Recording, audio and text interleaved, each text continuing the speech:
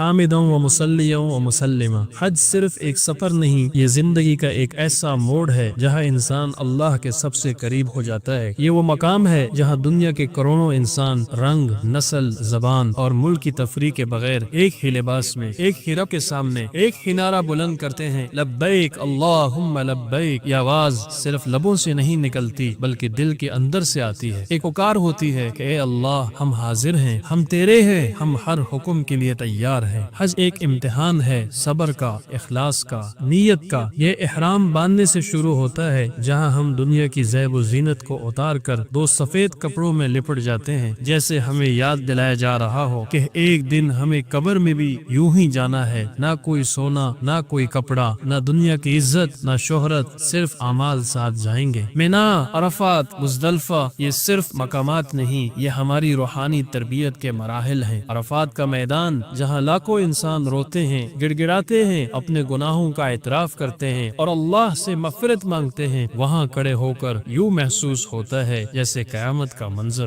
اور بندہ رب سے عرض کر رہا ہو، اے اللہ، اس بار معاف کر دے، اب کی بار میں بدل جاؤں گا۔ حج ہمیں سکھاتا ہے کہ بندگی صرف ظاہری اعمال کا نام نہیں بلکہ دل کی گہرائیوں سے اللہ کے سامنے جھکنے کا نام ہے۔ حج ہمیں اپنے نفس سے لڑنا سکھاتا ہے۔ جب ہم تکن کے باوجود چلتے ہیں، گرمی کے باوجود صبر کرتے ہیں، رش میں کھڑے ہو کر برداشت کرتے ہیں اور ہر عمل میں نیت کو درست رکھتے ہیں، یہی حج کا اصل پیغام ہے۔ لیکن افسوس، بہت سے لوگ حج کو سیر و تفریح کا ذریعہ سمجھ لیتے ہیں۔ تصویریں، ویڈیوز، سوشل میڈیا پر پوسٹیں، ہوٹلوں میں آرام اور اصل روح کہیں کھو جاتی ہے۔ یاد رکھیے، حج صرف رسم نہیں، یہ ایک تجدید ایمان ہے، ایک تازہ عہد ہے کہ اب کی زندگی اللہ کی مرضی کے مطابق گزاریں گے۔ اگر حج کے بعد ہماری زبان، نظریں، دل اور عمل نہیں بدلے تو ہمیں سوچنا چاہیے کہ ہم نے صرف سفر کیا یا واقعی حج کیا۔ نبی کریم صلی اللہ علیہ وسلم نے فرمایا، جو شخص اللہ کے لیے حج کرے اور فحش و فسق سے بچے، وہ گناہوں سے ایسا پاک ہو جاتا ہے جیسے آج پیدا ہوا ہو۔ سوچیں، کیا کیسا عظیم انعام ہے، زندگی کے تمام گناہ معاف۔